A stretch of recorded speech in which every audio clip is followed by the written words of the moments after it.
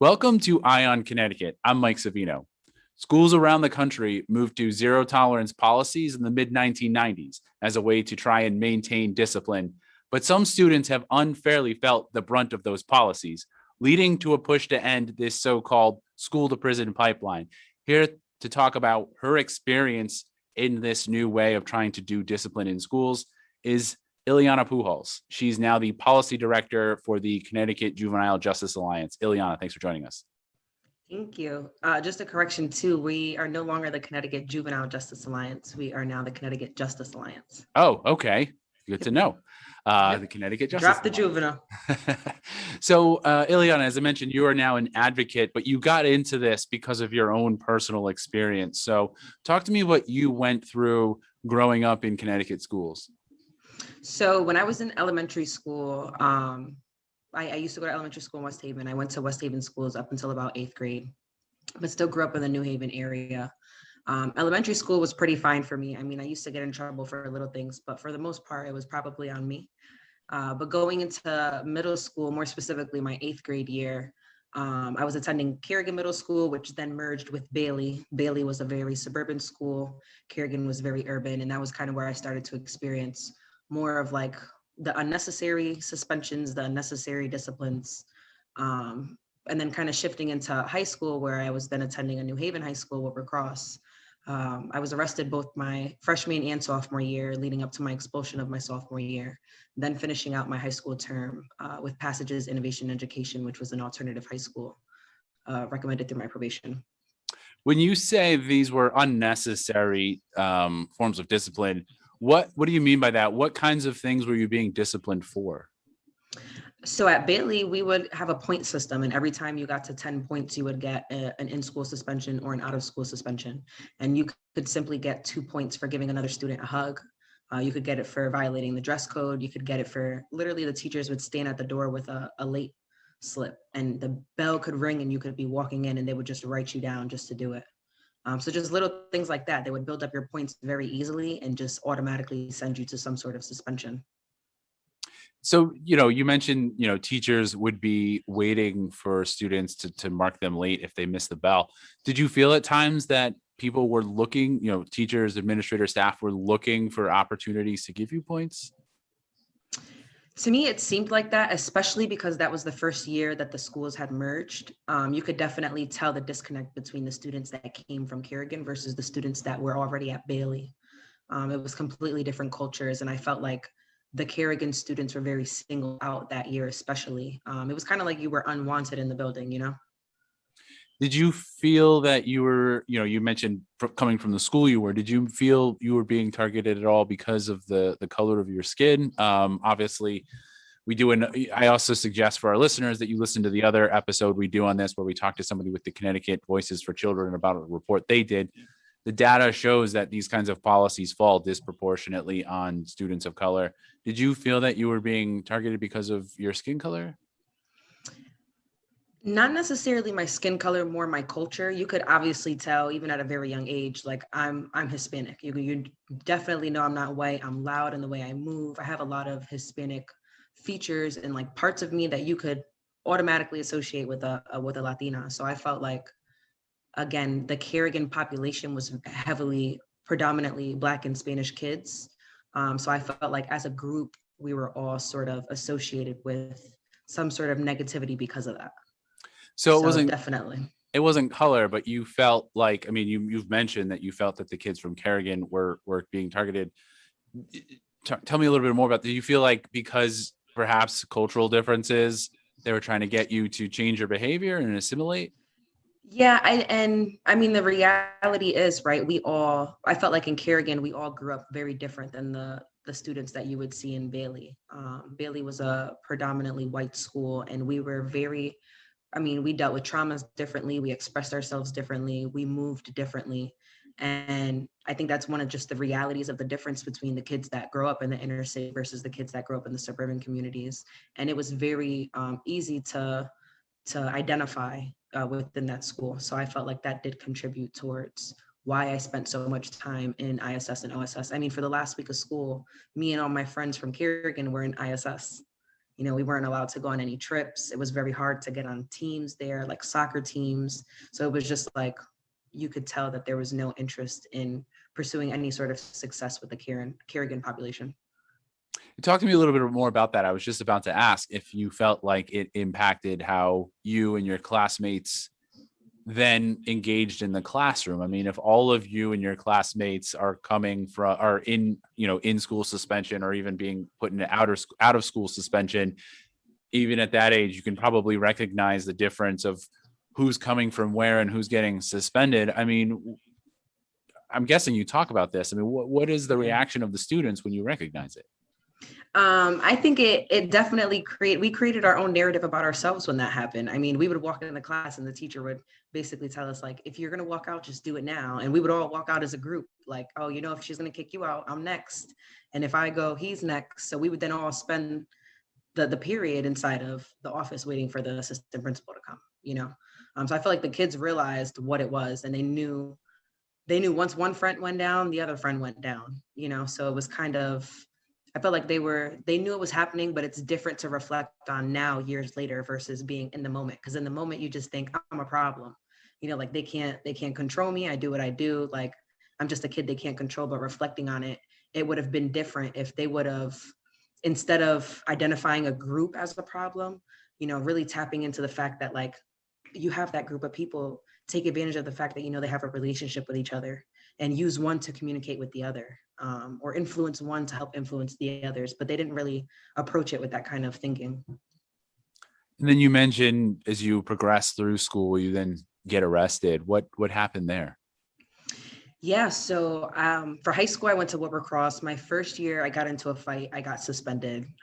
Mind you, my first year of high school, I had got accepted onto the cheerleading team. I was in honor roll classes. I was always a good person in terms of my grades, great student. I got suspended at that time at the end of my freshman year. Going into my sophomore year, I started not really attending class as much. I was no longer in honors classes. They suspended me at the end of the school year for another fight, which was an interesting incident because they never actually asked me my side of the story. I fought, not denying it, but they never came to me and asked, like, what happened. They assumed that I was older than the student that I had fought because I was a little bit bigger than her, but she was actually older than me.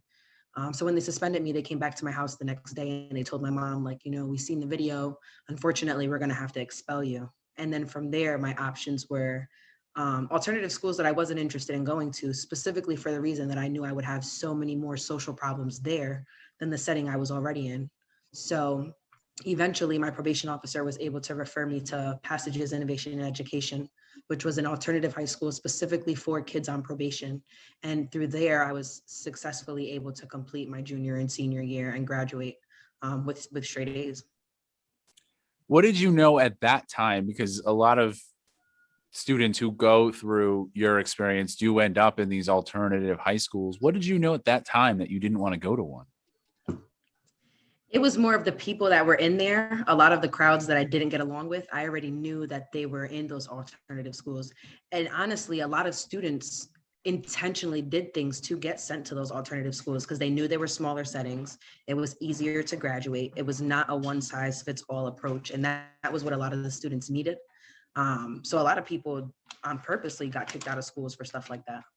So once I seen my options, I was like, I might be more problems there than where I'm currently at. I'd rather get homeschooled. I actually didn't even finish my last year of my sophomore year.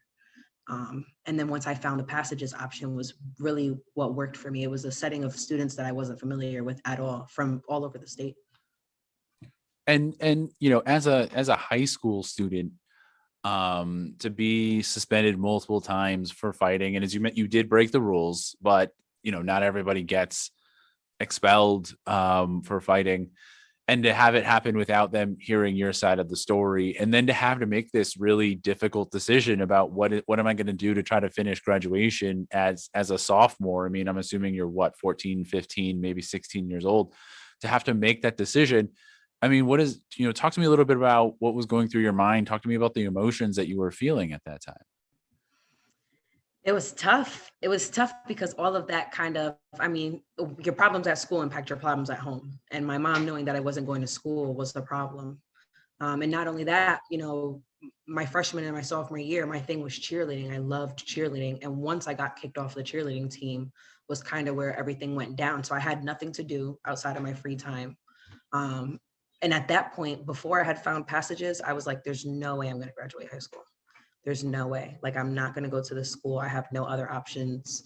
And I mean, it took a while for me to find passages, but meanwhile, I mean, me and my mom did a lot of back and forth about like what I was going to do to further my education, because that was priority for her. So it was a little tough. At what point do you become an advocate? At what point do you realize I want to say something about this and try to change the way we do discipline in schools? So graduating out of passages, my program director had connected me with the Connecticut, what was at the time the Connecticut Juvenile Justice Alliance, and they were doing work specifically around girls in the system, and what it looks like, what is the difference between boys and girls in the system, and et cetera. And I had collaborated with them on a film that they did called Wonder of a Woman. And then we featured the film in, it was some sort of like presentation they did at the Legislative Office building. And from there, it was my first time being on a panel, my first time being a part of that discussion. And it was the first time that I was exposed to anything that had to do with like trauma, just data on how they arrest Black kids compared to Spanish and white kids. Like, it was just my first time exposed to any of that. And once I did that, I was like, oh, wait, there's a whole world of people working on these kinds of issues. And from there on, it just really, I stuck with the work and was able to start with them as one of their founding members for their Justice Advisors program. And not only seeing people working on it, but even, seeing the data, seeing the research, did you feel like, did it change the way you viewed what you went through with discipline? Or do you feel like some of the things maybe you were saying were justified? I mean, what do you think and feel when you start to see, the data and the research that's been done on the school to prison pipeline? I think that it just made me more aware, and it really helped me process my experience through school. And it helped me identify where I went wrong, what resources and things could have been put in place to help me avoid certain situations, and what I lacked. So I felt like as I began to understand the school to prison pipeline more and more, it really just helped me process my own experience. And then really help other people process their experience, even my friends who have children, right? Talking through like what it might be on the other end of the stick. They only see, what their kid tells them or what they hear from the teachers, but I don't think not every parent is aware of what really happens in terms of how your child gets disciplined, and that being something as simple as the color of their skin. And so now that you do this work and you've done plenty of panels, you've testified before the legislature, I mean, what do you tell people what needs to change? Because obviously I think we all want discipline in schools. I think some people hearing this would think, well, I don't want my kid going to a school and worrying about getting into a fight. I certainly, if somebody's going to fight with my child, I want there to be discipline.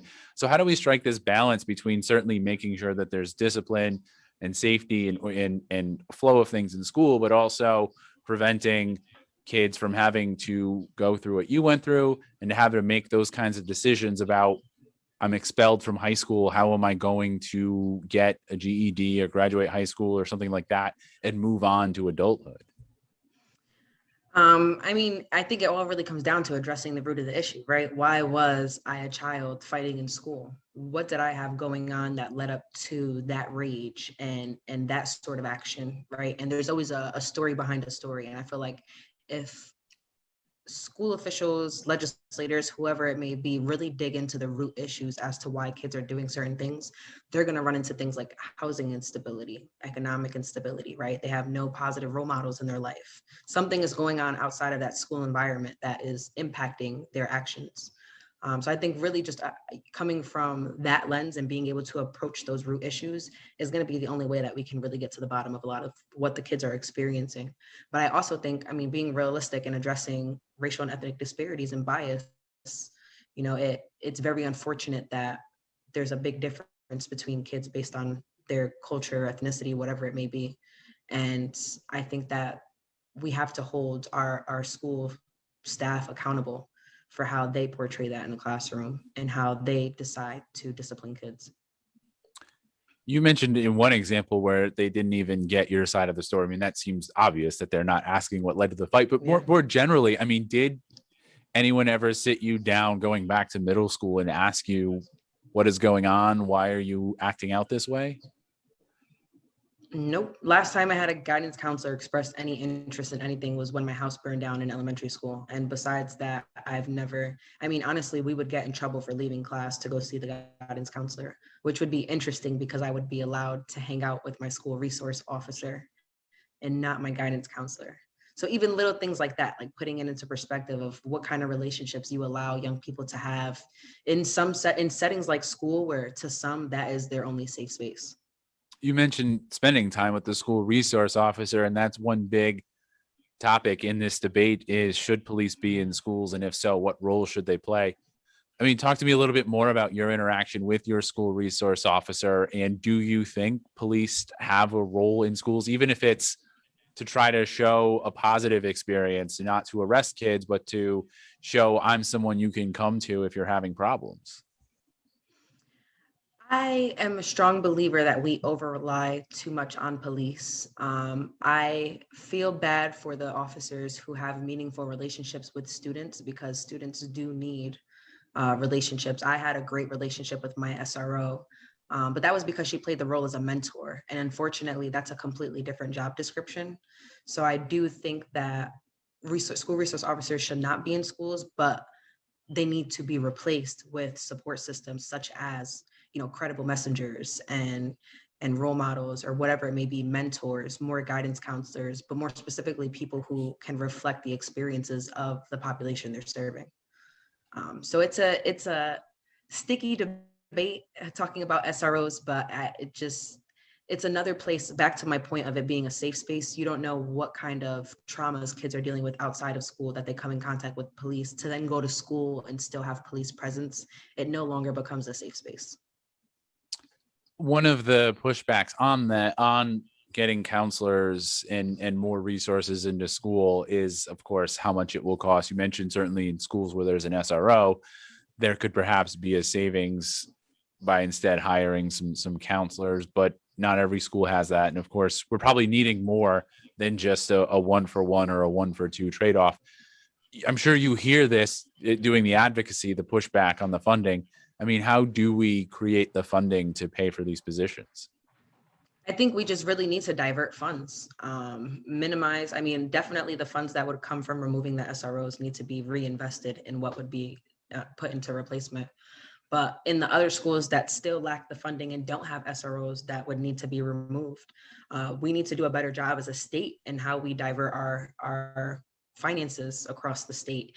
And I would just point out too that primarily the schools that have the most SROs are the inner cities. And I feel like those are primarily the schools that are underfunded. We have Bridgeport that goes without paper sometimes, versus other states that have over supplement of funds, other towns that have an over supplement of funds. So just being very realistic on how we distribute funds as we continue to create budgets for the state and move around money from areas that we divest in. And as I mentioned in the middle of our conversation, we also talked with Connecticut Voices for Children about a statewide report that they did, or a statewide study and report they did last May of 2020 on this topic, to give us a broader view. And we go a little bit deeper into some of the solutions that they propose to avoid perhaps some of the things that Iliana and her students, her colleagues experienced going through school. Iliana, thank you so much for joining me. No problem. Thank you.